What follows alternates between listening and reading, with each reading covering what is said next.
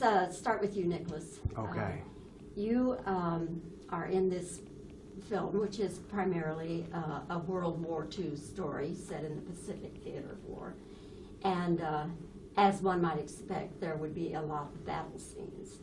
And particularly with the John Woo movie, lots of explosions. Yeah. Now, when you're actually filming these scenes, and I understand that the first shot took something like 280 explosions, when you're actually out there doing it, what is it like? It would appear to me to be very scary. Yeah, it actually, you don't have to act, you know, it just sort of does it for you, where you know that if you're not careful you could get hurt.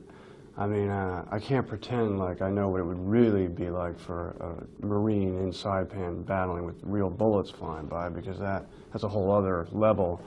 But actors like to use their imagination to get to the honesty of the moment in the scene, and having real bombs there, of course, helps. You know, you don't have to be a method actor to feel that. But is it ever to the point where before the scene starts, where you're just really, you feel your heart pumping and you're really... Well, you know, we would rehearse it all day long, and a lot of John's shots would go without cuts, you know, so you'd have bombs going off and squib hits, and you'd have to be careful where you aimed the gun so nobody got stuck in their eye or a load went off in their face from the blank.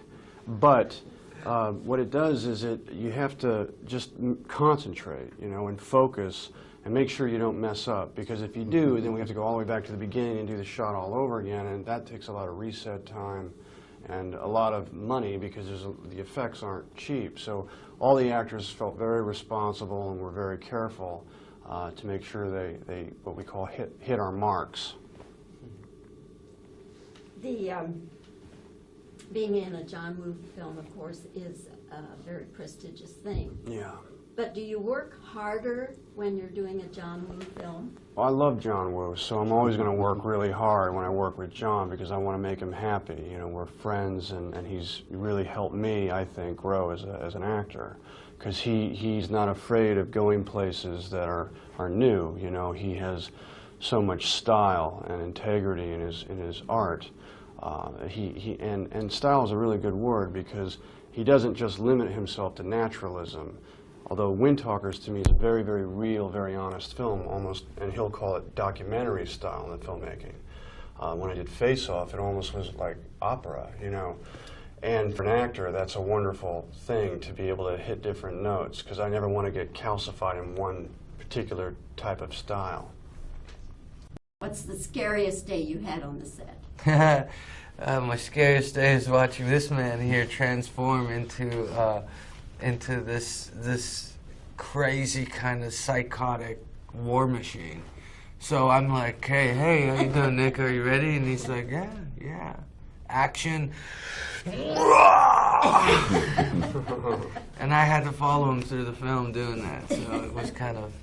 I had nothing to do with it. You mean you deny that you did that, Nick? Yeah. You know, sometimes when I act, I don't really know what happens. I try to see myself as like a channeler, you know, so I let whatever spirit wants to enter my body do the work for me, basically. And you can gather those things together, and you can get a little dog hair or rabbit fur and put it in your boot or something, and then give it as a gift to the spirits, and they come in and they do the work for you. There's a day where I had a conversation with Nick, and I looked over, and he was still staring straight out into the battlefield. He didn't hear me. And I was like, oh my God, okay, I'm gonna get out of here. But it just shows how much focus he has about what he's doing. Well, it all paid off in the end, because you all have a film you can be very proud of, and a film that is based on truth, and a film that should enlighten a lot of people. Thank you. A thousand applause. Yeah. Thank you.